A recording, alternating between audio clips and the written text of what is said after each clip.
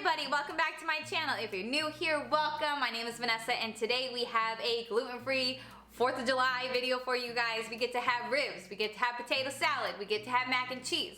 Now, before we get into the mac and cheese, which is going to be the first one, we're going to knock it out of the park first, I would like to address something. It is not going to be made the normal way. And it is because, like the, baked and all of that, it's because my stove is completely broken. I know you probably can't tell from where you are, and I'm not trying to lose my place right here because it took me forever to get in focus with you guys from being this far back and getting the whole thing. And this thing ain't working either. But if you guys can see, we're gonna step back a little bit. Look, and I'm pressing, you can hear it. Nothing, absolutely nothing. So we are in the process of getting a new stove, but all of my videos that had something baked on there had got put on hold. Can't even talk today. And yeah, it just so happens that I have to get this video up before 4th of July, and it decided to take a poop on me before 4th of July. So I apologize in the beginning. I'm sorry. It's going to be more on the liquidy side, and it's because I honestly have no other way to make it. I was thinking of throwing it in like the pressure cooker and then the slow cooker, but I was like, I don't have the time, and so it's just all over the place. So I'm sorry. Please, please, please, please, please don't ruin me. I know, I feel it here. I'm with you. It's just not gonna be that way this time around. So I'm sorry, but yeah, if you guys would like to have a gluten-free 4th of July video, food, all the above and all the goods and all the fun, then go ahead and keep on watching.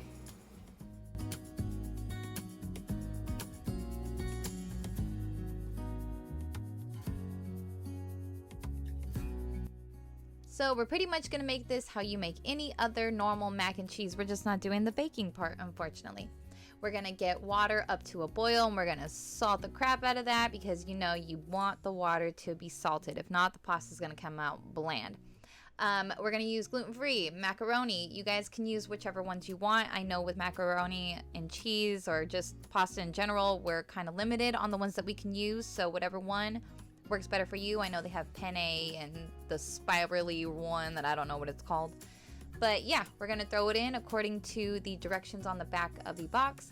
Don't judge my pan, it's stained, okay? I tried to make something in it. I wanna say it was in one of my videos and I stained the crap out of it. So yeah, it's not dirty. I've been scrubbing it like crazy, but it's so stained. And then we're gonna throw in a half a stick of butter, and we're gonna do some gluten-free flour, and we're gonna kind of make like a roux out of it. So we're just gonna kind of whisk and whisk and whisk back and forth.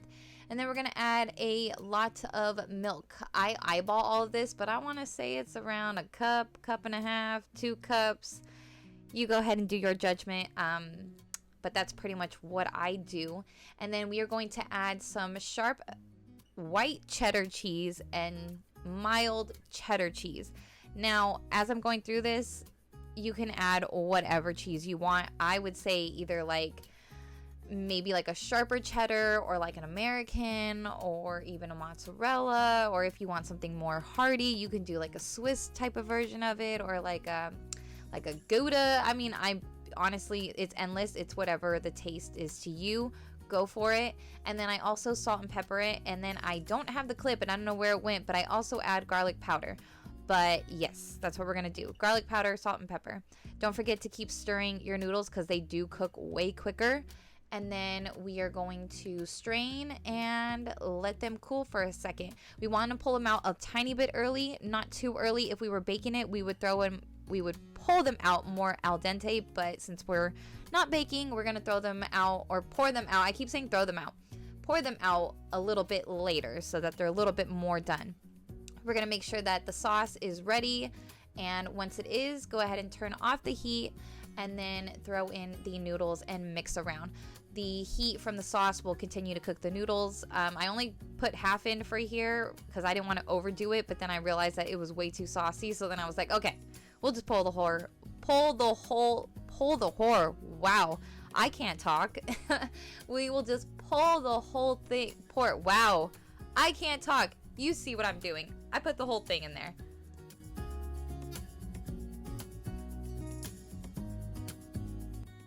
And then I tasted it, so go ahead and taste along the way. I like my stuff peppery, so I added more pepper, but I can't make it too peppery because my husband would be like, well, what are you doing? I want to taste mac and cheese and not pepper. So we just did a little bit more pepper, and then we just keep mixing. Mine's not as yellow, but hey, if I was baking it, I would pour cheese over the top and then bake it for like maybe 15 minutes, 20 minutes. And yeah, that should be it. I hope you guys enjoy this.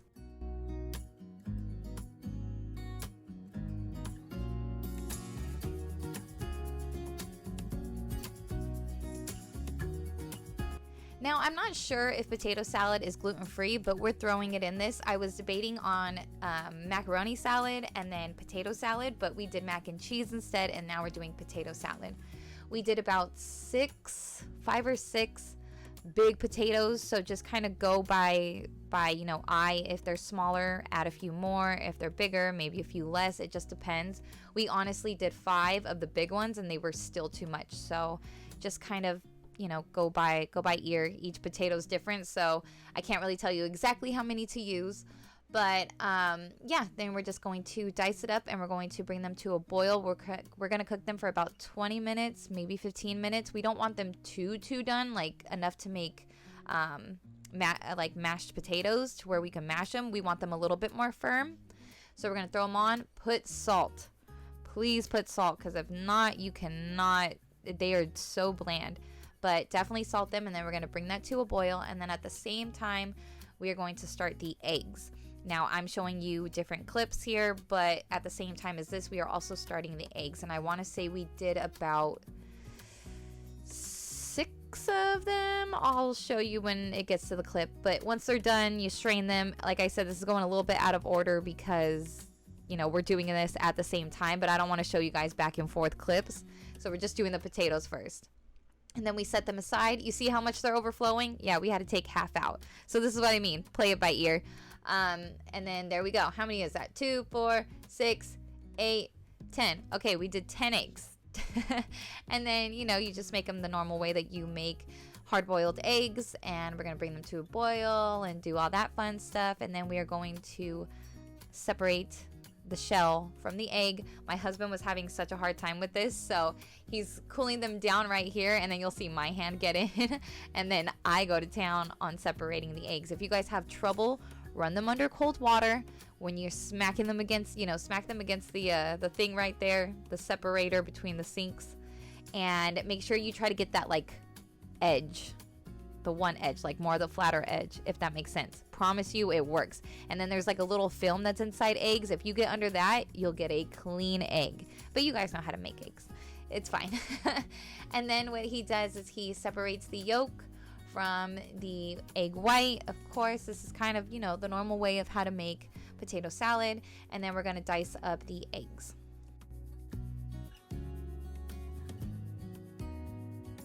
Then we are going to add in some green onion, and we are also going to do some celery. Now, please, I say this in every video that I make something with celery, use the heart. Please use the heart. I promise, I swear by it. It is so good. It adds a crazy amount of flavor. Always the celery heart. Honestly, if I could buy like just hearts only, I would add that in literally everything. But that's pretty much what we do. And then we are going to get the bowl of egg yolks that are separated. And then we're going to add a cup of mayo, a cup of mustard. We're going to do, I want to say, see, there's the heart right there. We didn't get it on camera, but that's the little heart in the green corner area there. Okay, so we're going to go back to this. Mayo, mustard, cup of each. I want to say we do sweet relish. And then we do salt, pepper. See, I'm going way too ahead of myself. I'm over here talking too fast, and then he hasn't even gotten to the parts yet. So hold on. We'll get there in a second.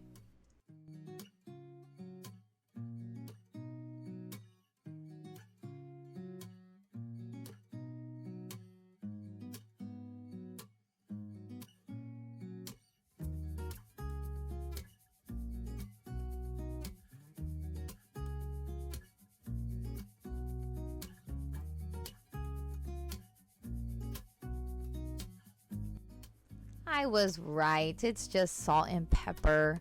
See, I'm over here second guessing myself. And then we're just going to mix. And you want to mix all the way through to where we crush up the egg yolks completely. So just keep going. Just keep stirring and stirring. He honestly stirs this for like a good few minutes, honestly. Like, I mean, it feels like minutes. Maybe it's just me because I'm starving and then I have to taste test it before we put it in the fridge. But other than that, we're just going to keep mixing, and then we're going to pile it all on top of each other and just keep mixing until the potatoes, the celery, the I was gonna say cucumber, it's not cucumber, it's green onion, and then this mixture, we're just gonna keep mixing it all through until it's well combined, and then we throw it in the fridge for, I want to say we did about 4 hours, but that's up to you. Oh, and we added the egg. Yes, of course, this is a deviled egg potato salad. But yeah, just keep mixing and then throw it in there and leave it in the fridge for about 4 hours at least until it's cooled down. I mean, you can eat it warm if you'd like. I have a hard time waiting, but it's worth it in the end, and I promise this is so good. Like I said, I'm not sure if any of them are gluten-free from the store, but if not, I mean, at least you get to make it and have it somewhat close, hopefully. Oh, and then also sprinkle it with some paprika on top, and then boom, deviled egg potato salad. This is my freaking favorite. Honestly, we have this with like brats and everything. It's so freaking good.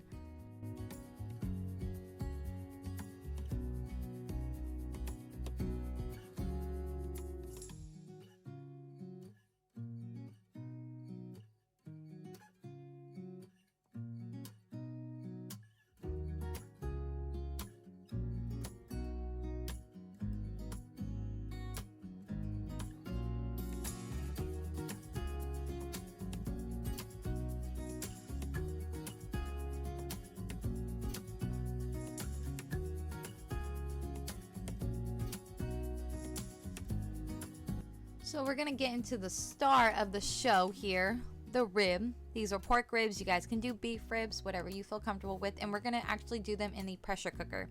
That's the way that we can get it done quick and easy and fast and not have to wait a lot of hours.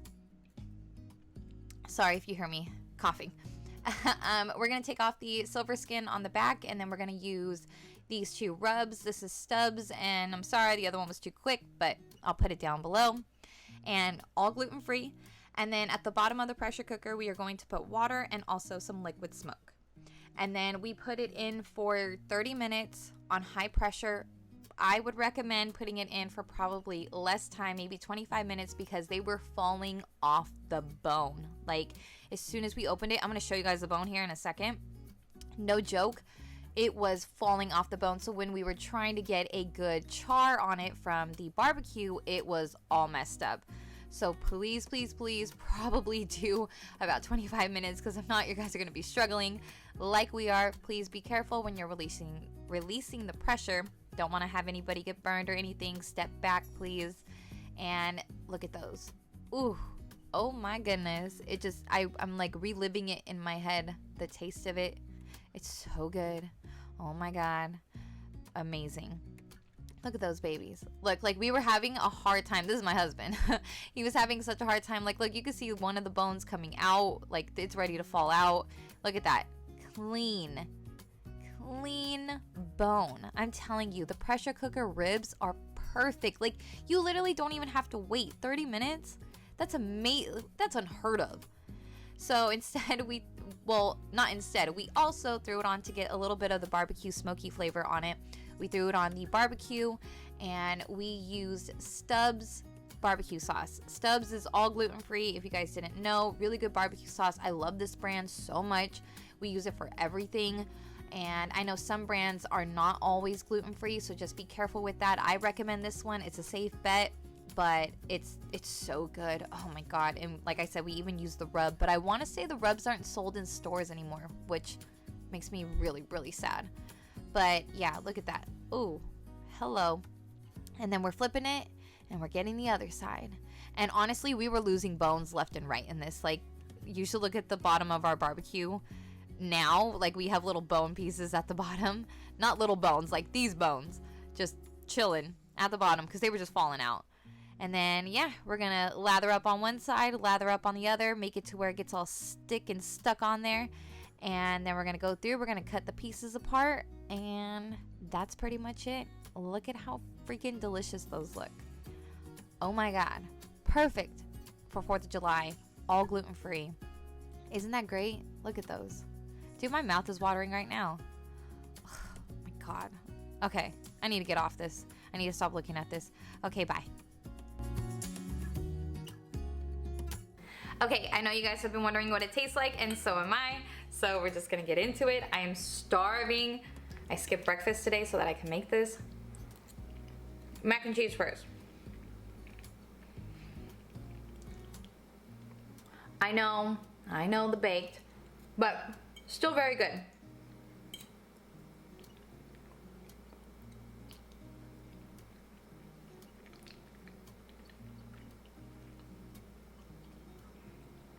I'm hungry. And now we'll go to the potato salad.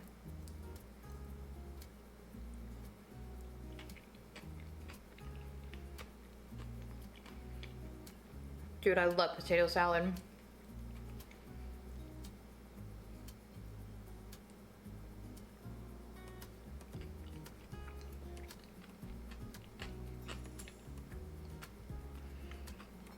So freaking good.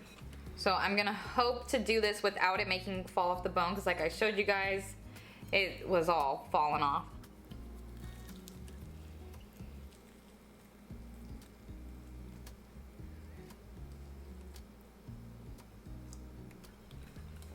Hold on. I need 2 hands for this.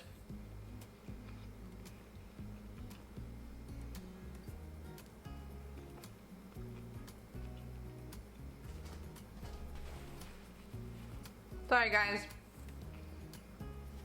For anybody who doesn't like to watch people eat, I'm trying to be as clean as possible. Dude, these are bomb.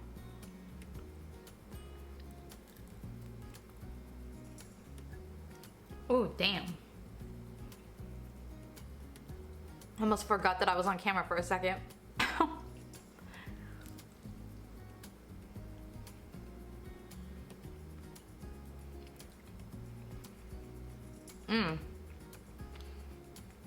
Good job, baby.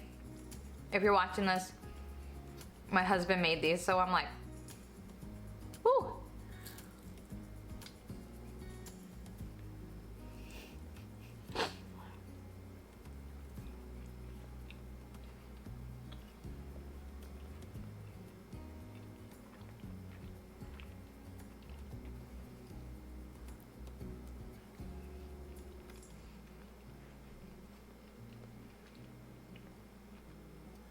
I'm sorry, you guys are watching me get down. Okay. Outro, right now. And that's it for this video. I hope you guys enjoyed. If you liked it, please give me a big thumbs up, and don't forget to subscribe if you guys haven't already. But if not, that's fine. You're welcome back anytime. I would like to say happy birthday to America. And that's it for this video. Thank you guys so much for watching. Bye guys.